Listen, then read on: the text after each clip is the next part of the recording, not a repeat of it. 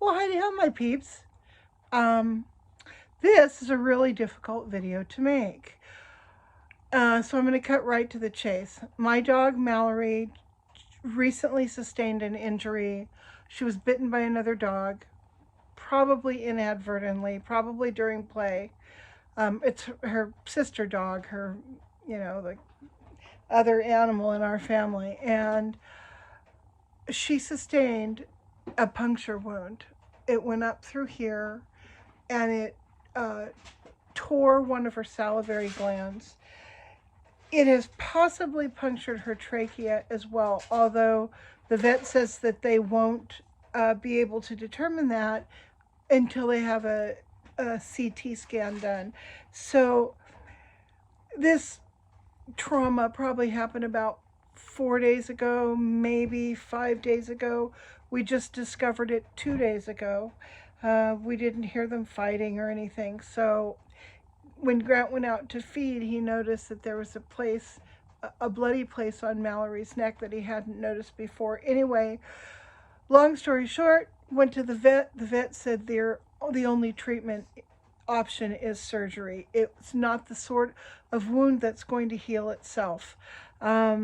In fact, he said if it does heal over on the outside, then her a cyst will form, or her whole face and jaw will begin to swell up with the saliva that's seeping out of the injured salivary gland. So I asked him, well, is there any way I can treat her at home?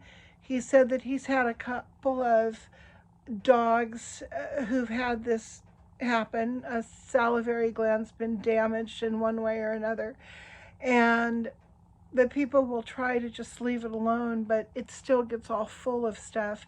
And eventually they have to, the dog is in distress. They have to either do the surgery or put the dog down. So, that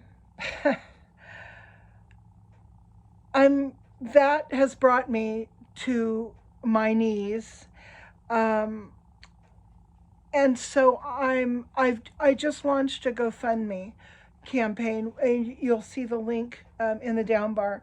I just need some help paying for this. This is going to be horribly, horribly expensive. And so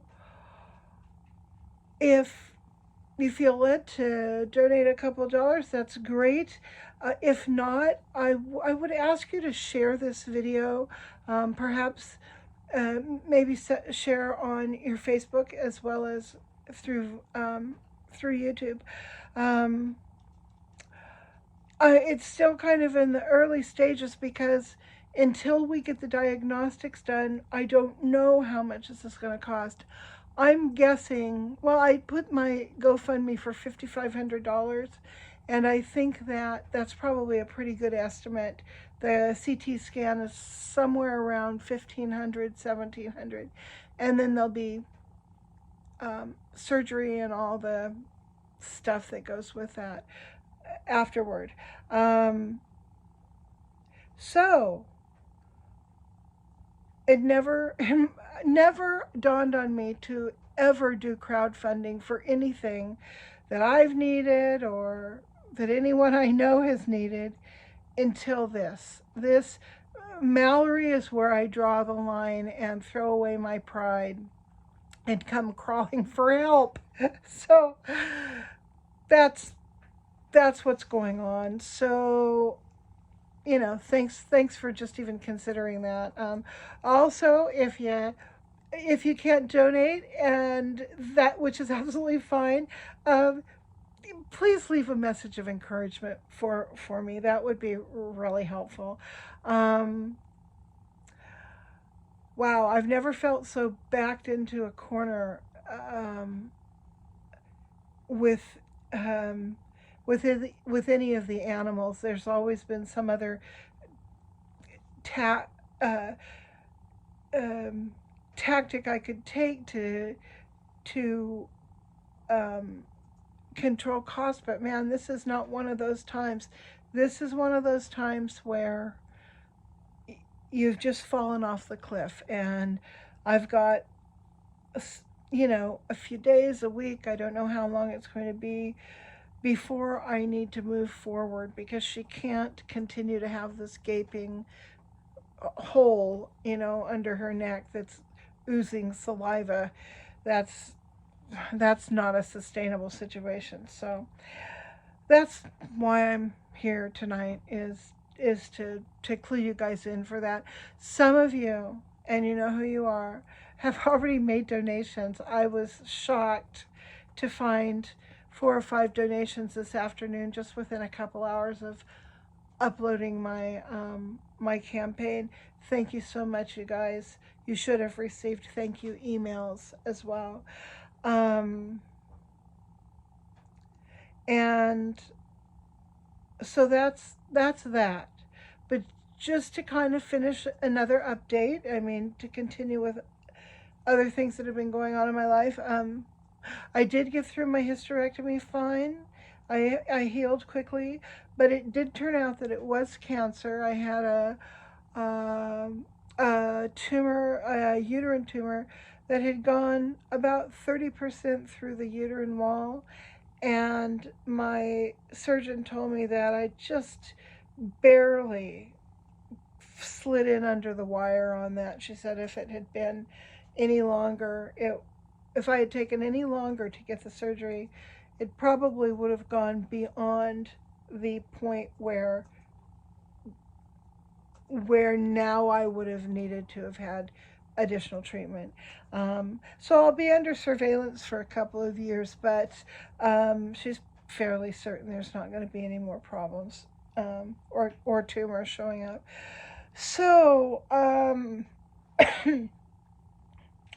that was stressful. I also had a horrible 4-week period during the holidays, where I lost both of my pigs to old age.